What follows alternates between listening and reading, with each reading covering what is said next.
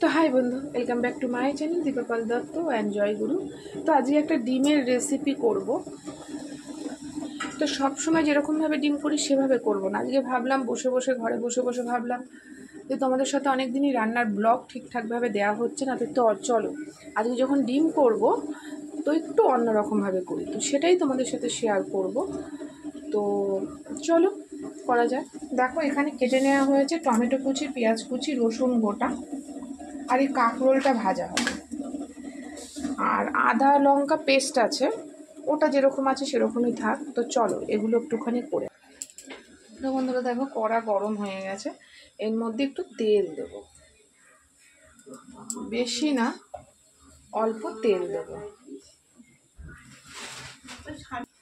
তো বন্ধুরা দেখো তেল গরম হয়ে গেছে, এইবারে আমি একে একে এগুলো দিয়ে দেবো, দিয়ে ভেজে নেবো।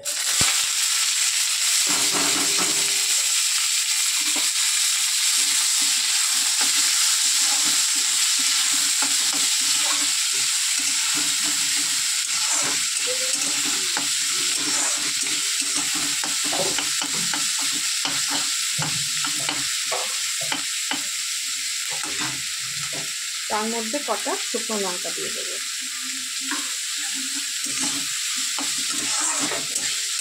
তো চলো ভাজা হোক।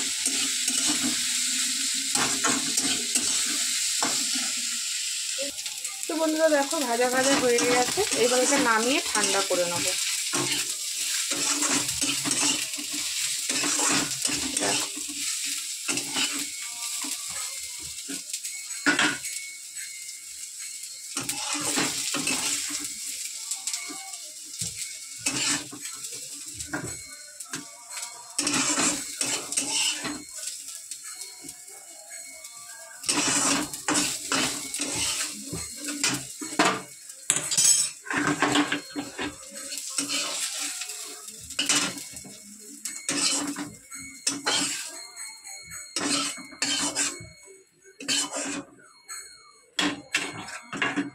তো দেখো এবারে এটাকে একটু ঠান্ডা করে নিয়ে তারপরে পেস্ট করব।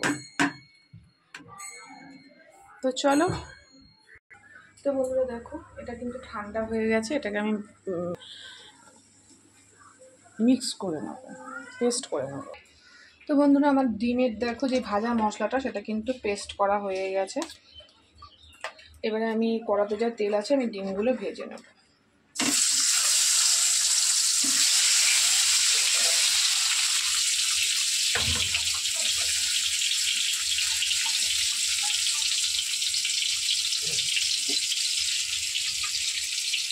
তো বন্ধু দেখো আমার কিন্তু ডিম ভাজা হয়ে গেছে, আর কড়াতে তেল দিয়ে দিয়েছি।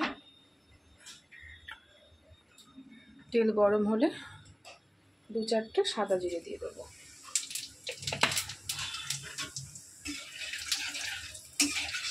জানি না আজকে ফার্স্ট টাইম কিন্তু ট্রাই করছি, কেমন হবে খেতে, আশা করি ভালোই হবে। মশলা তো সব একই, অন্য কিছুই অ্যাড করিনি, শুধু একটুখানি স্টাইলটা পাল্টেছে।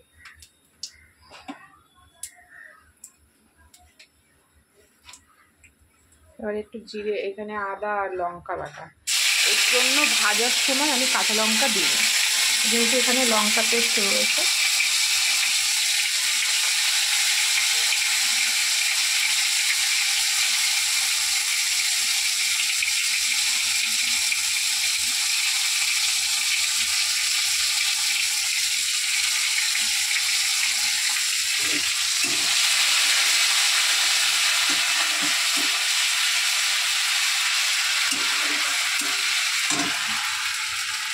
এর মধ্যে লবণ দেব,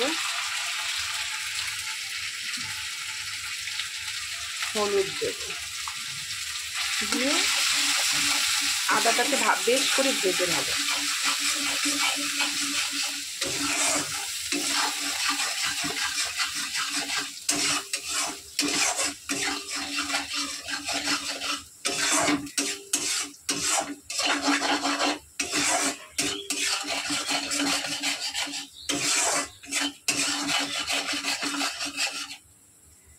আদাটা একটু ভাজা হোক।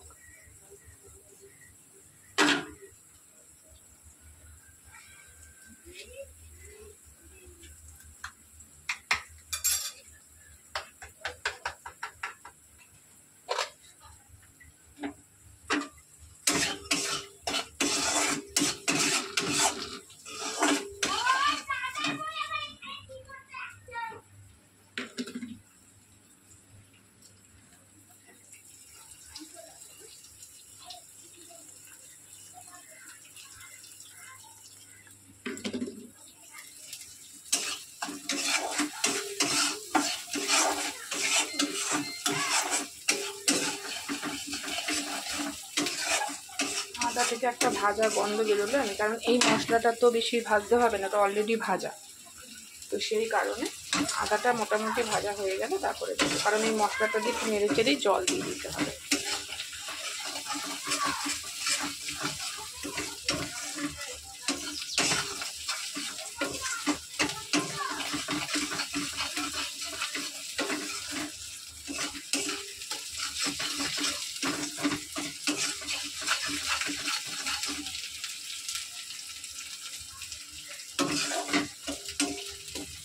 এইবার আমি মশলাটা দিয়ে দেবো।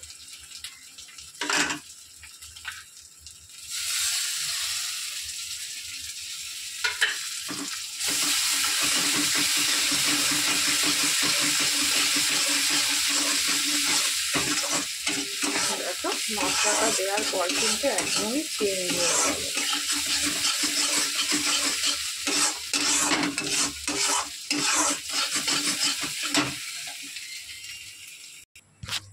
তো এবার একটু সামান্য জল দিয়ে দেবো, জল দিয়ে কষাবো। দেখো কত সুন্দর লাগছে, গন্ধটাও দারুণ বেরিয়েছে। এবার খেতে কতটা ভালো হবে বলতে পারবো না।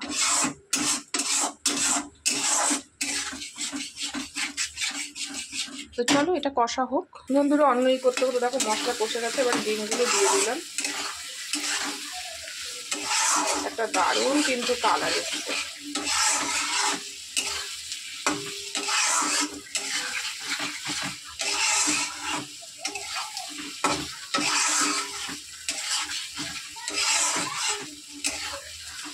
একটা দারুণ কালার এসছে।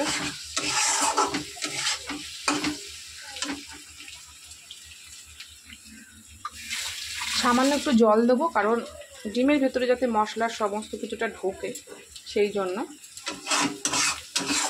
দিয়ে ঢেকে দেবো।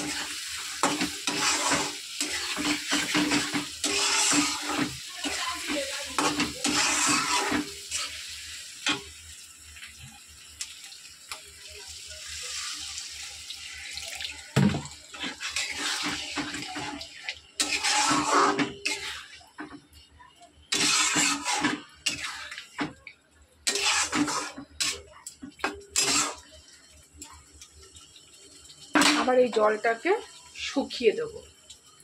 তো চলো,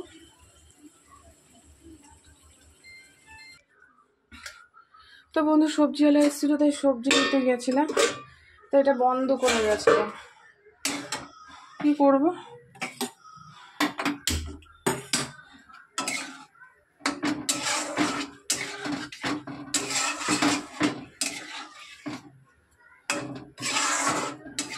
দেখো এরকম এসছে কালার, তো হোক, এখনো হবে, হোক।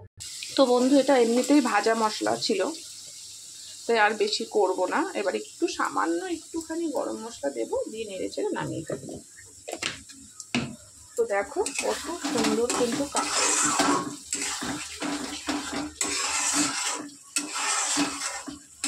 দারুণ একটা কালার এসছে।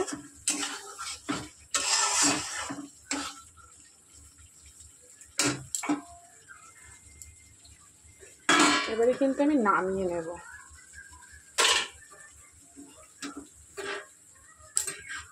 সত্যি বলছি খেতে কেমন হবে আমি জানি না।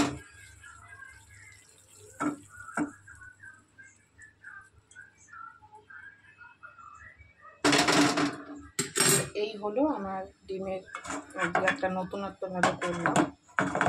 তো চলো, তোমাদের যদি ভিডিওটা ভালো লেগে থাকে অবশ্যই লাইক কমেন্ট শেয়ার করবে, আর তোমরা এভাবে ট্রাই করে দেখতে পারো যে কেমন হয়েছে খেতে। তো আমি তো খেয়ে এখন ট্রাই করব। তো চলো, তোমরা ভালো থেকো, সুস্থ থেকো, এই কামনা করে ভিডিওটা এখানে শেষ।